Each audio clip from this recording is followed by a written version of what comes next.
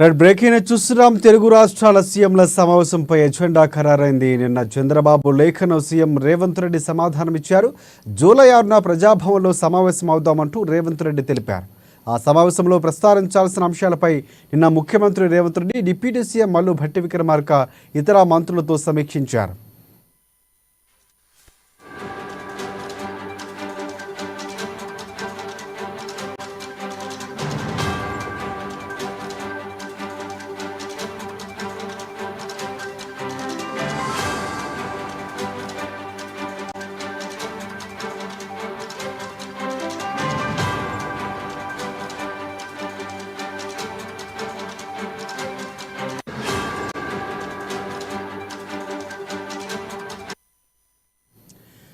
Right, రెండు తెలుగు రాష్ట్రాల సీఎంల సమావేశంపై agenda ఖరారైంది. నిన్న చంద్రబాబు లేఖను రేవంత్ రెడ్డి సమాధానమిచ్చారు. జూలై 6న ప్రజాభవన్లో సమావేశం అవుదామంటూ రేవంత్ రెడ్డి తెలిపారు. ఇక ఆ సమావేశంలో ప్రస్తావించాల్సిన అంశాలపై నిన్న ముఖ్యమంత్రి రేవంత్ రెడ్డి, డిప్యూటీ సీఎం భట్టి విక్రమార్క ఇతర మంత్రులతో సమీక్షించారు. ఇక ఈ అంశానికి సంబంధించి పూర్తి అప్డేట్స్ అందించేందుకు మా హైదరాబాద్ ప్రతినిధి రాంబాబు మనకి ఫోన్లలో సిద్ధంగా ఉన్నారు. ఎస్ రాంబాబు, చెప్పండి. రాజశేఖర్, తెలుగు రాష్ట్రాలకు సంబంధించినటువంటి సీఎంల సమావేశం పైన అయితే ఎజెండా దాదాపుగా ఖరారైపోయింది. శనివారం మధ్యాహ్నం ప్రజాభవన్ లో ఈ యొక్క సమావేశం, ముఖ్యమంత్రుల భేటీ అయితే జరగనుంది. ఇప్పటికే ఇటు తెలుగు రాష్ట్రాలకు సంబంధించినటువంటి అంశంలో 2014లో తెలంగాణ ఆవిర్భవించిన తర్వాత ఏపీ నుండి అంటే ఏపీ పునర్వ్యవస్థీకరణ చట్టం సంబంధించినటువంటి అనేక అంశాలు కూడా పెండింగ్ లో ఉన్నాయి. ఈ పెండింగ్ సమస్యలన్నీ పరిష్కారం కాకుండానే గత 10 సంవత్సరాలు కూడా గడిచిపోయింది. అదే విధంగా ఇటు ఉమ్మడి రాజధాని కూడా 10 సంవత్సరాలు హైదరాబాద్ నుండి, అది కూడా మొన్న జూలై 2 తోటైతే ఈ యొక్క ఉమ్మడి రాజధానికి సంబంధించినటువంటి అంశం కూడా ముగిసిపోయింది. దీంతో ఇప్పుడు పూర్తి స్థాయిలో తెలంగాణకు హైదరాబాద్ తెలంగాణ రాజధానిగా మారిపోయినటువంటి పరిస్థితి ఉంది. కానీ అనేక సమస్యలు కూడా ఇటు తెలుగు రాష్ట్రాలకు సంబంధించినటువంటి అనేక సమస్యలు కూడా పెండింగ్ లోనే ఉండిపోయాయి. దీంతో ఈ యొక్క సమస్యలను పరిష్కరించుకోవాలని చెప్పేసి గత పాలకులు ప్రయత్నం చేసినటువంటి దాఖలాలు లేదని చెప్పేసి ప్రస్తుతం ఉన్నటువంటి కాంగ్రెస్ పార్టీ ప్రభుత్వం అయితే విమర్శ చేస్తా ఉన్నది. అనేక సమస్యలు పెండింగ్ లో ఉన్న ఈ యొక్క పెండింగ్ సమస్యలను పరిష్కారం చేయకుండా తాత్సారం చేశాయని చెప్పి దీని మీద అనేక సందర్భాల్లో కూడా ఇటు కాంగ్రెస్ పార్టీ ఆరోపించినటువంటి పరిస్థితి. ముఖ్యంగా ఇటు ఈ సమస్యలను అంటే పరిష్కరించుకునే దిశగా అడుగులేస్తున్నటువంటి సందర్భంలోనే కాంగ్రెస్ గవర్నమెంట్ వచ్చి రాగానే డిసెంబర్ 7న ప్రమాణ స్వీకారం చేసినటువంటి ముఖ్యమంత్రి రేవంత్ రెడ్డి ఇటు ప్రమాణ స్వీకారం చేసిన తర్వాత సెక్రటేరియట్ లో బాధ్యతలు తీసుకున్నటువంటి నేపథ్యంలోనే వెంటనే దీనిపైన ఒక ఆలోచన కూడా చేయడం జరిగింది. ఈ యొక్క రాష్ట్రానికి సంబంధించినటువంటి ఉద్యోగాలకు సంబంధించినటువంటి ముఖ్యంగా రాష్ట్రానికి 200కు పైగా 270 మంది వరకు కూడా ఇటు ఉద్యోగులు ఐఏఎస్ అధికారులు, ఐఏఎస్ ఐపీఎస్ లాంటి అధికారులు అవసరం ఉండగా ఇప్పటికే కొరత ఉందని చెప్పి భావిస్తున్నటువంటి నేపథ్యంలో ఇటు ఉద్యోగుల విభజన జరగలేదు. మరొక వైపు ఇటు రాష్ట్రానికి సంబంధించినటువంటి ఆస్తులు, అప్పులకు సంబంధించినటువంటి అనేక సమస్యలు పెండింగ్ లో ఉన్నాయని చెప్పి పరిష్కారం కాకుండా పోతున్నాయని చెప్పి భావించినటువంటి నేపథ్యంలోనే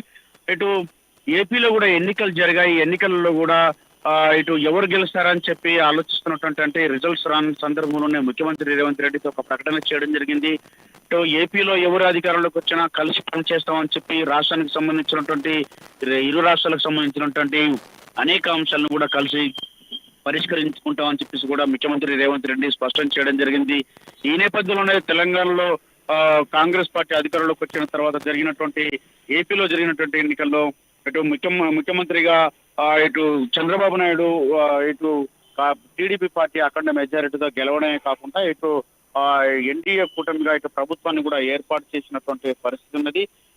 ఈ యొక్క ప్రభుత్వం వచ్చిన తర్వాత ఇటు చంద్రబాబు నాయుడు కూడా ఇటు రేవంత్ రెడ్డికి సంబంధించినటువంటి అంశంలో కొంత సానుకూలంగా ఉన్నటువంటి పరిస్థితి ఉన్నది. గతంలో ఉన్నటువంటి సంబంధాలు కానీ అంటే చంద్రబాబు నాయుడుతో ఉన్నటువంటి సంబంధం కానీ ఇవన్నీ కూడా రాష్ట్రానికి కలిసి వచ్చేటువంటి అంశాలుగా భావిస్తున్నటువంటి నేపథ్యంలో ఇటు చంద్రబాబు నాయుడుకు ఫోన్ చేసి ఇటు ప్రభుత్వాన్ని ఏర్పాటు చేసినందుకు ఇటు అభినందించినటువంటి సందర్భంలోనే ఇటు ముఖ్యమంత్రి రేవంత్ రెడ్డితో కూడా చంద్రబాబు నాయుడు మాట్లాడినట్టు తెలిసింది.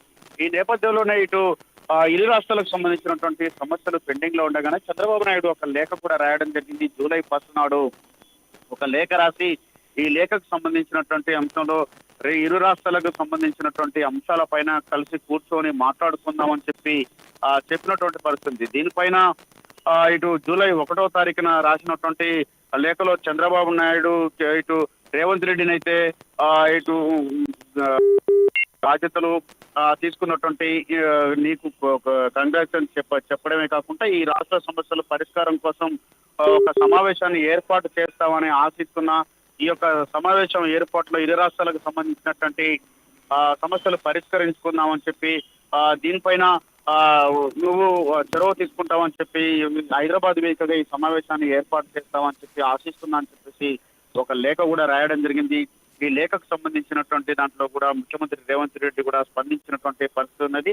ముఖ్యంగా ఇప్పుడు రెండు రాష్ట్రాల మధ్య అపరిష్కృతంగా ఉన్నటువంటి సమస్యలపై ఈ యొక్క సీఎంలు అయితే సమావేశం అయ్యేటువంటి అవకాశం ఉంది. సమస్యల పరిష్కారం కోసం చంద్రబాబు నాయుడు ప్రతిపాదించిన ఈ యొక్క సమావేశానికి సంబంధించి అయితే ఇటు రేవంత్ రెడ్డి కూడా స్పందించినటువంటి పరిస్థితి ఉన్నది. శాఖల వారీగా ఇటు ఏపీ తెలంగాణ మధ్య ఉన్నటువంటి సమస్యలను పరిష్కరించుకునే దిశకు కూడా ఆలోచన చేస్తా ఉన్నారు. ఇటు విభజన చట్టంలో అనేక సమస్యలు 9 ఆంధ్రప్రదేశ్ పునర్వ్యవస్థీకరణ చట్టం 2014 సంబంధించినటువంటి అంశాలు అంటే కేంద్ర విభజన చట్టంలో కొన్ని కేంద్రం కూడా పరిష్కరించినటువంటి అంశాలు చాలా ఉన్నాయి. వీటన్నింటికి సంబంధించి కూడా పరిష్కరించుకునే దిశగా ఇటు రెండు రాష్ట్రాలు అయితే ఆలోచన చేస్తా ఉన్నాయి. చంద్రబాబు నాయుడు రాసినటువంటి లేఖకు సంబంధించినటువంటి అంశంలో కూడా ఇటు ముఖ్యమంత్రి రేవంత్ రెడ్డి కూడా స్పందించినటువంటి పరిస్థితి ఉన్నది. దీంతో ఇటు చంద్రబాబు లేఖతో ఇటు రేవంత్ రెడ్డి కూడా స్పందించినటువంటి తర్వాత దీనిపైన వడివడిగా వేగంగా ఈ యొక్క రెండు రాష్ట్రాలకు సంబంధించినటువంటి అంశాలపైన అయితే ముఖ్యమంత్రులు భేటీ అయ్యే దానిపైన ఇటు అందరూ ఎదురు చూస్తా ఉన్నారు. రాష్ట్రంలో ఉన్నటువంటి రెండు రాష్ట్రాలకు సంబంధించినటువంటి అనేక మంది కూడా ఇరు రాష్ట్రాల ముఖ్యమంత్రులు భేటీ అవ్వడం వెనుక అంటే గతంలో ఇటు వైఎస్ జగన్ అదేవిధంగా కేసీఆర్ కూడా భేటీ అయినా కానీ ఆ భేటీలో కేఆర్ఎంబికి సంబంధించినటువంటి కృష్ణా రివర్ మేనేజ్మెంట్ బోర్డుకు సంబంధించినటువంటి అంశములు కానీ లేకపోతే పోతిరెడ్డిపాడు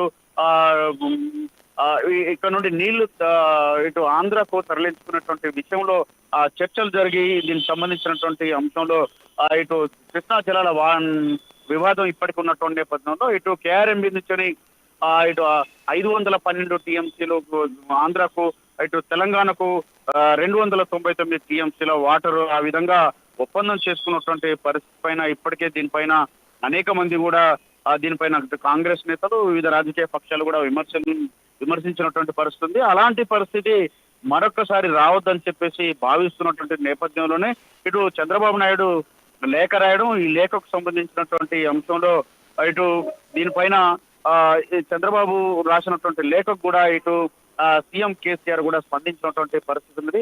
శనివారం నాడు మధ్యాహ్నం ప్రజాభవన్ లో ఇరు రాష్ట్రాల ముఖ్యమంత్రులు భేటీ కానున్నారు. ఈ పక్క రాష్ట్రంతో సఖ్యతగా ఉంటామని మొదటి నుండి ఇటు రేవంత్ రెడ్డి చెప్తూనే ఉన్నారు. విభజన అంశాలు అపరిష్కృతంగా ఉన్నటువంటి అంశాలపై రెండు తెలుగు రాష్ట్రాల ప్రయోజనం చేకూరేలా నిర్ణయం తీసుకుందామన్నటువంటి ఆ ధోరణిలో ఇటు రేవంత్ రెడ్డి ఉన్నారు. అదేవిధంగా చంద్రబాబు నాయుడు కూడా ఉండడంతో ఈ యొక్క భేటీకి అత్యంత ప్రాధాన్యత సంతరించుకుంది. ఒకవైపు వివిధ రాజకీయ పక్షాలు ముఖ్యంగా ఇటు బీఆర్ఎస్ కానీ లేకపోతే అటువైపు వైఎస్ఆర్సీపీ కానీ ఈ యొక్క భేటీ పైన ప్రధానంగా దృష్టి సారించే ఇటు బీజేపీ కానీ ఇతర పార్టీలు కూడా రెండు రాష్ట్రాల ముఖ్యమంత్రుల భేటీకి సంబంధించినటువంటి దానిపైన చాలా ఆతృతగా ఉన్నాయి.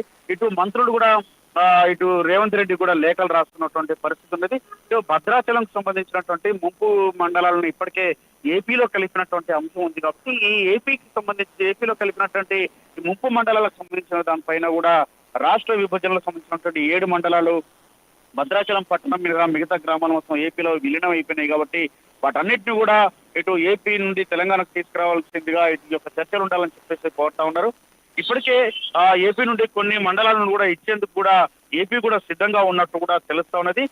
దీనిపైన ఈ తుమ్మల నాగేశ్వరరావు కూడా ముఖ్యమంత్రి రేవంత్ రెడ్డికి లేఖ రాసి దీనిపైన చర్చించాల్సిందిగా ఇటు చంద్రబాబు నాయుడు చర్చించాల్సిందిగా కోరినటువంటి పరిస్థితి. మొత్తంగా ఇటు చంద్రబాబు నాయుడు ఇటు రేవంత్ రెడ్డి భేటీ పైన మాత్రం ఇటు అందరూ ఆతృతంగా చూస్తున్నటువంటి సందర్భం ఉన్నాయి. రేవంత్ రెడ్డి కూడా నిన్న మీ లేఖ నాకు అందింది, నాకు లేఖ రాసినందుకు ధన్యవాదాలు, మీరు నా పట్ల మాట్లాడినటువంటి మాటలకు కృతజ్ఞతలని చెప్పడమే కాకుండా ఇటు ఆంధ్రప్రదేశ్ లో ఇటీవల ముగిసినటువంటి అసెంబ్లీ మరియు లోక్సభ ఎన్నికల్లో అసాధారణ విజయం సాధించిన మీకు అభినందనలు అంటూ ముఖ్యమంత్రి రేవంత్ రెడ్డి కూడా మరొకసారి రిప్లై కూడా రాయడం జరిగింది. స్వతంత్ర భారతదేశంలో 4వసారి ప్రమాణం చేసినటువంటి అరుదైన నాయకులు మీరు ఒకరని చెప్పి ఇటు కొనియాడారు. మీరు ప్రతిపాదించినట్టుగా 2 తెలుగు రాష్ట్రాల అభివృద్ధి కోసం సమావేశం అవుతామనే మీ ఆలోచనతో ఏకీభవిస్తున్నా. విభజన చట్టంలోని పెండింగ్ లో ఉన్న సమస్యలన్నింటినీ పరిష్కరించడం నిజంగా అత్యవసరం. పరస్పర సహకారం, ఆలోచన మార్పిడి కోసం బలమైన పునాది నిర్మించడంలో మాకు సహాయం చేయడానికి, మెరుగైన సేవలు అందించేందుకు వ్యక్తిగత సమావేశం అవసరం అని చెప్పేసి భావిస్తున్నట్టు కూడా సీఎం రేవంత్ రెడ్డి ఈ యొక్క లేఖలో స్పష్టం చేయడం జరిగింది. దీంతో ఈ యొక్క సమావేశం పైన మరింత ఇటు ఆసక్తి నెలకొంది. దీనికి సంబంధించి ఈ యొక్క సమావేశంలో తీసుకోబోయేటువంటి నిర్ణయాలు, చర్చించేటువంటి అంశాలకు సంబంధించినటువంటి ఎజెండా కూడా ఖరారైనటువంటి నేపథ్యంలో అనేక అంశాలు కూడా ఈ యొక్క సమస్యలు ప్రస్తావనకు వచ్చేటువంటి అవకాశం ఉంది. దీంట్లో ప్రధానంగా ఇరు రాష్ట్రాలకు సంబంధించి రాష్ట్రం విభజన తర్వాత ఏర్పడినటువంటి ఈ సమస్యలకు సంబంధించినటువంటి వీటిని చర్చించేటువంటి అవకాశం ఉంది. దీంట్లో ప్రధానంగా JNU, Ambedkar open university, Telugu university, arts and science university, lake view guest house, CBCID కార్యాలయం తదితర భవనాలు కూడా ఇంతవరకు కూడా ఇటు ఆ విధంగానే ఉన్నాయి. దాన్ని పంపకాలు జరగలేదు. దానికి సంబంధించి housing board, Deccan infrastructure land holding limited, అది ఈ భూములు కూడా ఉన్నాయి. ఈ భూములకు సంబంధించిన వ్యవహారం కూడా అట్లే ఉంది. కృష్ణా గోదావరి నదీ జలాల విషయం అత్యంత ప్రధానమైనటువంటి అంశం. ఈ యొక్క నదీ జలాలకు సంబంధించినటువంటి అంశంలో ఆ యొక్క ప్రాంతంలో ముంపు గ్రామాలకు సంబంధించినటువంటి అంశం కూడా ప్రస్తావనకు వచ్చేటువంటి అవకాశం ఉంది.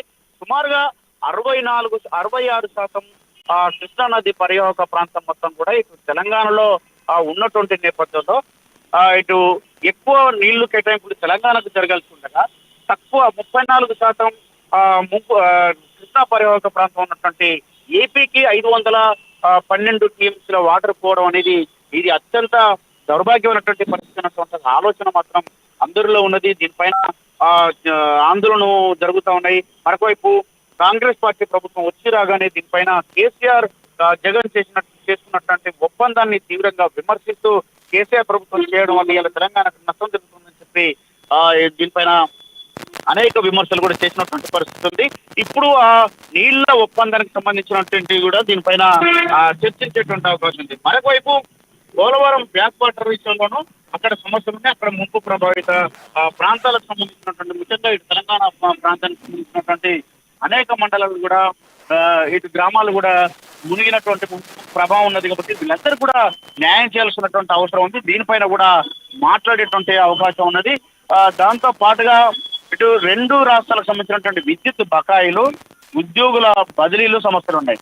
ముఖ్యంగా విద్యుత్ బకాయిలకు సంబంధించి తెలంగాణకు ఇప్పటికే 6,000 కోట్ల రూపాయలు ఏపీ బాకీగా ఉందని చెప్పేసి తెలంగాణ చెప్తా ఉన్నది.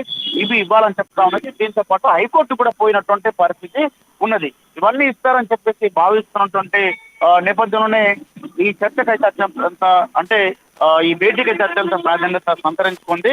ఇటు ఉద్యోగుల విభజనకు సంబంధించి నేను ముందుగా చెప్పినట్టు ఇటు తెలుగు రాష్ట్రాలకు సంబంధించినటువంటి అసలు ఉద్యోగుల విభజన జరగకపోవడం వల్ల ఇప్పటికే ఉద్యోగుల కొరత ఉందని చెప్పేసి రాష్ట్ర ప్రభుత్వం భావిస్తా ఉన్నది. ఇక కేంద్రానికి కూడా లేఖ రాసింది.